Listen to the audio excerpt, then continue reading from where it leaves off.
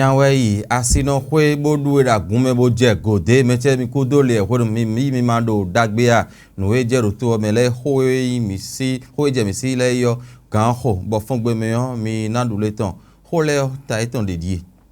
mi atundo men jire de menu gun gbasa mi natundo de menu gun kan Joseph Jogbenu e da de men lebi huido so yana homo ya ho zangbe li asun si azan oko gbe do men jire hode ro fene be do ran kende le du ezo me bi hui si afo do ran so gbe ro fene ne ho tete o kendo gbe kaja te wezo mi ra ho e ga ro de men le da ji yo mi na siru nu wa eyeme mi atundo men jile sin kan eyin ba ko ton yo ezewe bo ba ko e blo ko vile o do kan we ko dio ina kaka so ikande ko nukun aton nukun do po adade jeji no mirajo Alfonso da Silva eyin to busi nu kan ton yo e hanu enele do fine so ye hon aye mi ro po diyan apa ko nu kan ton ko tun o to e me we da we edio ni ti to mele kare gbon ne ka din gbon apa de we bere kun gbon bi ji gbon to pan le gbon ne ka gbon de te ka tun ton na je dio mina se enele bi huido nu wayeme hode voledo misi bo mina so bo so gonu elole si amechiremi era chermi bulo mi dedo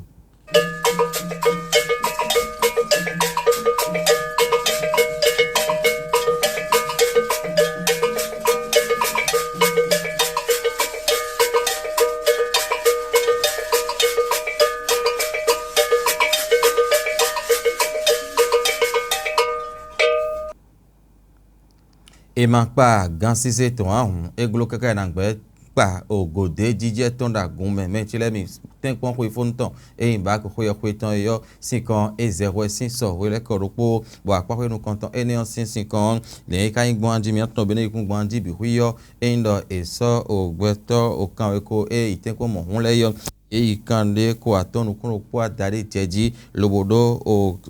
bodo me dileme mirajo Alfonso da Silva e intob sinu kontoyo prehoja zo atole kodo me no do ma kon si alin teme da i ene onu lei bo khale le ngbon teme mirajo atime do venjile ne ka lengbon kaka bo e mon e me itenpon back bo blo a un leyon do kan we ko dio ye kan we aton adare jeji bo dinde jin ye me blo a 2 leyon do kan we ko dio ye kan we kun do hoya de jin ye me ibako bo iblo seri be le yon ye de yo ye kan le gbanton kun ene jeji ye me iblo se le ye kan we adari jeji ye me iblo te le ye kan de tenwe adari jeji ye me iblo e le ye o kande ko atonu kun ene adari jeji ye me iblo e asenis manem ye de ye kande ko kun po de jin ye me f1 le yo do peto kan ko ji yo ye kan le afotonu kun atonde ji ye me bro f2 le ye kan we no kun aton ko ya kwede de ji ye me bro f3 le ye o kan de ko atonu kun aton libla ya dare jeji ye me bro f4 le ye o kan de afotonu kun we libla ya dare jeji ye me bro g1 le ye o kan we no kun aton jeji ye me bro g2 le ye kan we no kun aton dare jeji ye me bro g3 le ye kan we no kun aton libla ya dare ko ya ne e hobi hui plebo monole bine kwanji biyo me o ba ko teme le yo ye o kande ko atonu kuno ko adade jejin de jin mo mi ka so to pon mi ton le mi ra ho Alfonso da Silva eti mi po do menjele to pon e Atlantique ton yo e ye mo kande o gbanu kun atan bo hoya de ji bo monoton e mo kande o gba lo bo gbanu kun we bo adade ele hugamo bo jeji ye me ro o littoral le yo ye mo o kare ko atonu kun ene adade mo jeji ye me ro ko fo le yo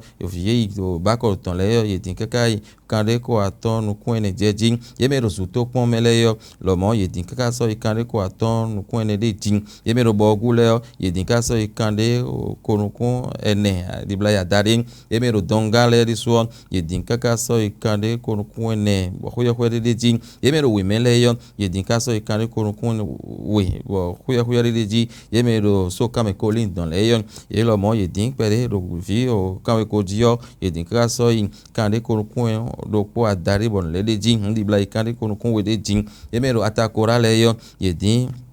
ye lo mo ye mo o kande afɔtɔnu kun atɔn adari dzeji yeme eɖo o plateau lɛ de sɔ yeme kan de afɔtɔnu kun we le adari tso yeme alibori lɛ de sɔ yi kun we de bo me ye din ka sɔ yi kan de afɔtɔnu kun we lobɔ o kɛn wewe de dzeji de dzi hɔn ene lɛ bi hu ye wɔyi si kan eyi bakɔ tɔn ye diɲɔ de tɛ kana dze fɛnɛ mɛtsilɛ mi do bakɔ si alinudokpɔ dziɔ mena ho Alphonse da Silva eti me kpɔndɔ me dzile o sibigbe e dzawe din toloboni li asɔn si azãwo dokpɔ gɔgbe ye me na blo gbe tɛmɛtɛmɛ kpodo nudele fini ide yo e na dze fini ye me na blo o dide kpodo nu xixo mi tɔn tɛmɛtɛmɛ le kpɔ e na dze tun tɔn tɛ nigbe e dzawe wo li asɔn si azã tɔn wa tɔn gɔgbe ye me na blo lo yi dzi fɔn kan le yɔ o tɛnigbe do kpo ne ide sɔ ye na be lo na iforo ta gbe li asɔn si azã wɛ ne gɔgbe ko mi le din tɔn o akpa ko we gɔ yi si kan be na na yɔ e na da azã gagbe li asɔn si azã fɔtɔn gɔgbe bɔ nu yi do me na kan hobio me yo épreuve orale be de na blo e na si hoblo no kɔtɔn do hɔzã gbe dzawe ne li asɔn si azã fɔtɔn kun we gɔgbe yɔ tso bɔ si kan godogodo tɔn ya tɔn gɔ ba ko si ali tɔn e na na do sibi gbe li asɔn si azã fɔtɔn nukun atɔn gɔgbe mi se ho ne le bi hui do ba ko ho ye ko tɔn si ali nu botun do menjele mina do o gbe tɔn no mi miasɔ wòma kplɔkplɔ sɔdɔkɛ no kpɔmɔ tó lo aɖo ekplɔ yoma kaka wo ekplɔ dzi ala vɔ enɔ ɖo kunde ma da xɔ la xɔ lo tso bɔ ewa dze hoe de nuɔ enɔ lɛlɛ kɔ wa bɔ enɔ amɔme de ema zemi nya kɔn ekana la dzɔ wa wɛ abi ekana do nu de kɔn bɛ sɔ yin wòma ekplɔ esi ali nu de boa neka gbɔn gbɔnukɔnɔ ati mɔ adi yɔ ye elɔ na dze di ne di yɔ emi na kpɔn mina do o gbe tɔ no mi do eyin dɔ eɖo wòma xɔ mi ye ka bo dzo do gbɔ lɛ adze nde wa di yɔ o wo lɛ mi de te kana nɔ sɔ ta do me hoe nu o no enele emo mi de bo yoro khodo yo me no konta ti me do menjele mi le mi te o je mi do si buru ajo wa atiyan de sin ko ten ri ero po mi ka levo no ado to zo pepe mo je mi no so atin sise mi ton le mo ri yo wana bo no le bo don uru atin sin dagbe bo eno nu de ti no ede wo ti mi lo le mi le no pete mi le mi no sa mi o mo le kun ti ne su klik gba enele o yo vole fi ati enele po ne nde po chuo mi ka de odiyan ko we die mi ka do kun de ma e be ti e so fe lo chuo le ado nu sara hi me tin de ti mi blo nu yen do nu yen ti teme fide mi blo ne le bi hui cho mi kun pe lo mo azo de o no mi ton kono sa nda khime le to ezon mi gbo nklo bete lo bo do no mi ton wo nen o me la ho oron sa ko ho eyon o ali enion we no de mo non de medali jite su ti tengo pro ma ton bo kono to le na si ho so azo do te bo blo me de su abide na si ho ba azo e me to de su bo wa egbon e ti me pondo menjire nu gbo e ho me di me gege ti no jo ma plon do bo no be ezun mo no ton ro a yin lo mo na ije yin de su sin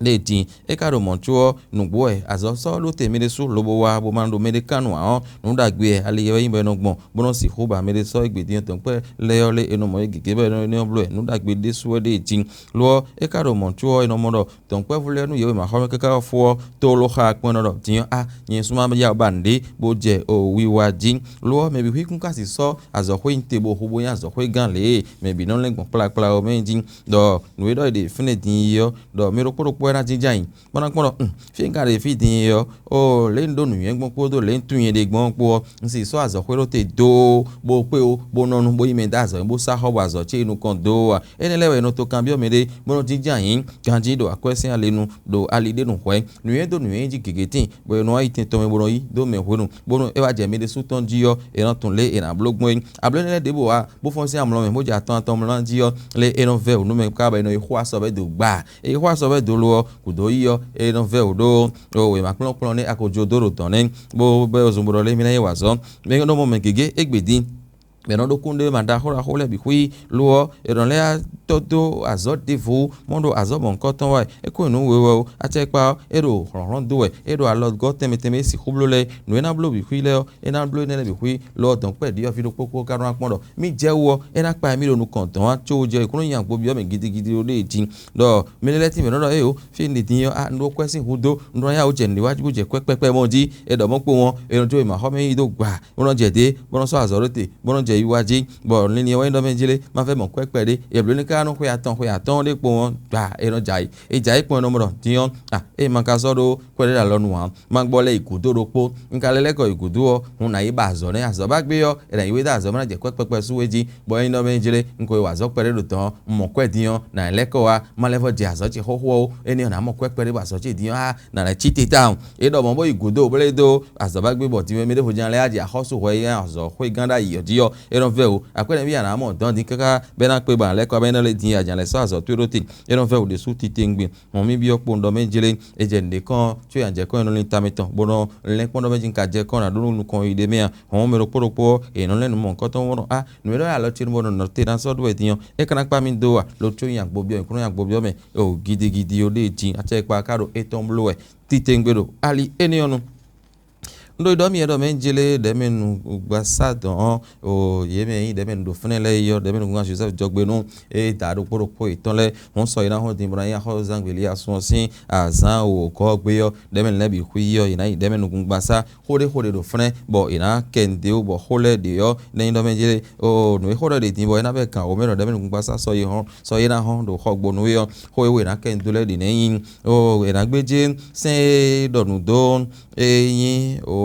nton non do meteme do tomiton fi bo c'est ça tonyin o 2024-28 bo ekende o do ko li asunsi azan ko atonu kunu ko gogbe won ena kendo semon koto era gbeje tuto me yari ade don do so yeso sin alinu bele bo kende o do ko yo bo kendo ali enion sin apa ko devo ena kendo ne ekran blog bon kaka lo bo we ma mewe enokpo bo dalo bene tomiton podo AFD okpo do ali enu ena si huso home yari ade dele soro te kutonu esi alinu ena kendo we menene bi huyo ne ka si hoblogbon alote si hudona bo ekpa o mi do bene tomiton e fiaje na kende ne bi huyo ne kana blogbon kaka bo we mandele tin boro tete bo do kende bo we mandele hodo de din yo e do hodo se e jin johnson mi so mi hodo bene tomiton e fie enele bi huyo ro fune bo ena kende Joseph Jogbenu e da me video bo we mandelo me we gbojina to o eyan zo gbasa de me kun gbasa ton yo me la ho Christelle Florien donc pega e weta lo mendo Joseph Jogbenu sin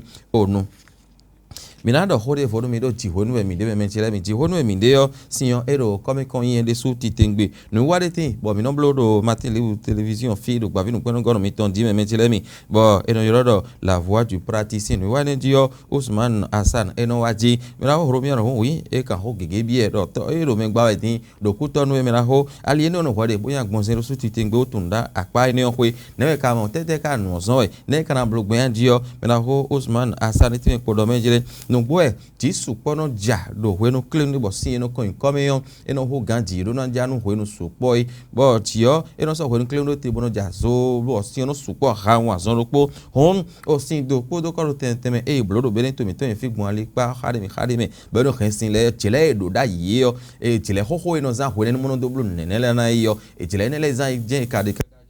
fi je din bi oro menjile koko ton vode tin do edinglo nu jele ona boni no kolo bono yaga bono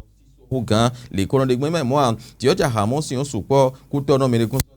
o to fin le kere mi me bi yo sin ho ya mi le bo mi gba ho yin fi temele sin yo e kun kono huile bagbon ede to nji o ja supo so mo ko ya ero fi kun ko din bo e anu sin khala kun mo odeji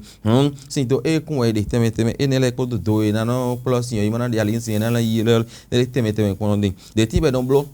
mo ko do mo no tendo do na so onu ala e me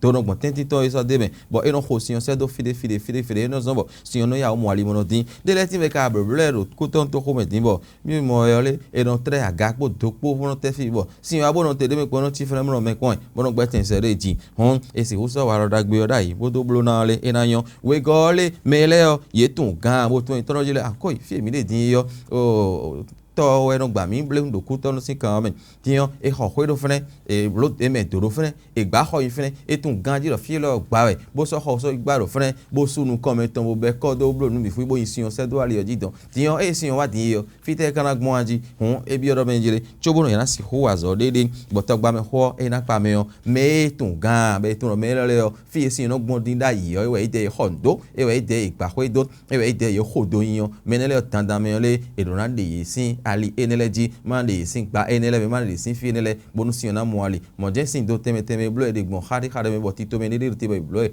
bonu akwe do e yo le esi hoblo bo enano don sin ho ifili yo le ko de gbon do ali de lenu le enanyon bonu e da me do na je bona blo 70 bo tre bi hu ro do sin na gbe din je e bo kon le na blo gbon be na je hongbe lo bo je o kan gbe yo hon to si le yo e me na ho ti me po do menjile woli de me ba juro no me ro ko me na leji bo tun gan le yo e de so isi o si se bo jo si ali donu e dion bo era ponte de tin me na ho Usman Hassan edo enyo no iwaji